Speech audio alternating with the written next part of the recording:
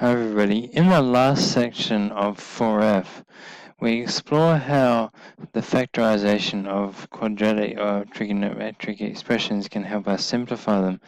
So if I have something like cos squared alpha take sine squared alpha, this takes the form a squared take b squared, and if you remember back to our expansions and factorizations of quadratic expressions, we saw that ones like this could be written as a plus b times by a take b.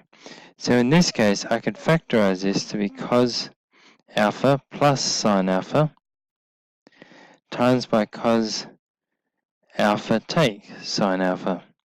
And so we can factorize this.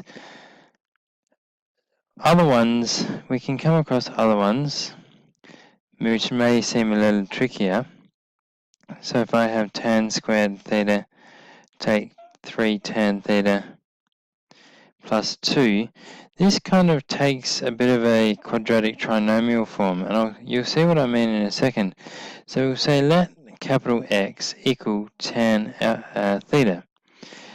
So if I make that replacement, I get x squared take 3x plus 2. And these should be fairly familiar to you, and we're able to factorize this. We can find two factors of 2 that add to give minus 3, and so they would be negative 2 and negative 1. Now, we can't leave it like that though, because we were given an expression in terms of tan theta. So, we'll just put a little bracket around this. This is just some extra working. But then if I make that replacement of tan theta in place of capital X, then I'm going to get tan theta take 2, tan theta take 1.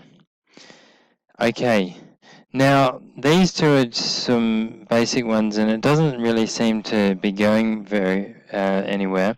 But the more complicated ones we can actually use to simplify down the expression. So if I give myself an expression 2 take 2 cos squared theta over 1 plus cos theta, well, if I take 2 out as a common factor up at the top, I get left with 1 take cos squared theta. Now you might be tempted to replace that with sine squared theta, but if I've got sine squared theta in place of that, it's a little simpler, but it doesn't simplify it much. So let's look at using our idea of a squared take b squared is equal to a plus b times a take b. So I can write this as 1 squared take cos squared theta, so it'll be 2 outside of 1 plus cos theta times by 1 take cos theta all over 1 plus cos theta, and now I have the same factor in the top and the bottom, so I can cancel those, and it will just leave me with 2 times 1 take cos theta, or 2 take 2 cos theta, whichever way you want to leave that. Okay, and then a final example, which is cos theta take sine theta, all over cos squared theta take sine squared theta. So this is going to work in much the same way that it did before. So using our difference of two squares, a squared take b squared equals a plus b, a take b.